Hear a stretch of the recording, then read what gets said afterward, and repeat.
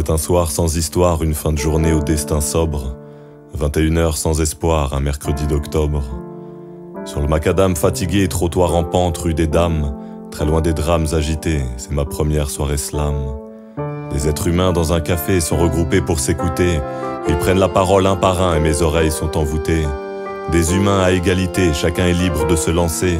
Le principe est très simple, encore fallait-il y penser. Je suis d'abord resté passif, mais j'ai tout de suite rêvé d'action. Je suis d'abord resté pensif pour comprendre cette révélation. J'ai pris une avalanche de rimes et une cascade de thèmes. Si loin du star system, tu restes tard si t'aimes. Quelques instants après, j'ai déterré l'encrier, en créant sans prier, pour hurler sans crier, sans accroc, sans vriller, dans la voix l'encrier, pour recevoir sans briller et donner sans trier. Le slam a giflé mon esprit puis libère les passions, secouant mon envie créative restée en hibernation. À la recherche de ces ambiances dans tout Paris je vais zoner. C'est décidé, ma voix est libre et son timbre va résonner. La poésie dans les bars a rendez-vous avec la vie. Je l'ai vue et tu le vis, je l'avoue, je l'ai suivie.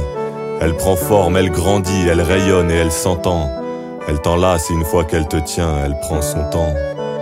La poésie dans les bars ne sort pas que de nos voix. Le concept même de ces soirées est un poème qui s'entrevoit. La poésie se cache partout sur le comptoir, dans ton demi. Elle déborde sur le trottoir et se propage l'épidémie. Moi j'oublierai jamais l'année où j'ai chopé le virus. Quand tu trébuches sur un hasard et que tu tombes sur un bonus. Ces soirées où l'on se livre, ces moments où l'on se lève. Des heures à user nos salives, croquer les mots jusqu'à la sève. J'oublierai pas ces instants rares où la nuit sert de terrain. À la recherche de l'éphémère, moitié inquiet, moitié serein. Je sais pas si le bonheur se touche, mais on l'a peut-être frôlé 2-3 fois, dans cette atmosphère un peu louche se reflétant dans nos voix. J'oublierai pas ces cœurs ouverts de toute provenance et de tout âge, unis dans l'envie de découvrir, dans l'écoute et le partage. Ce qui était là ne changerait rien, même si tout était à refaire. Et puis en plus, un texte dit, c'était quand même un verre offert. Ces soirées sont toujours là, mais le mieux c'est quand tu fais connaissance. Rien ne vaut le charme de l'inconnu, la découverte et l'innocence. Cette nostalgie me rappelle souvent que j'ai aussi serré des mains.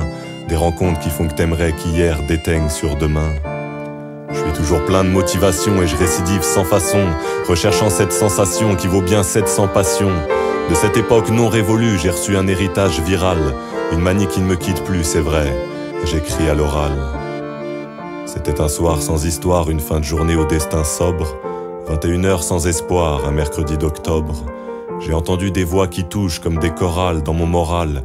Depuis j'ai de l'encre plein la bouche, depuis j'écris à l'oral.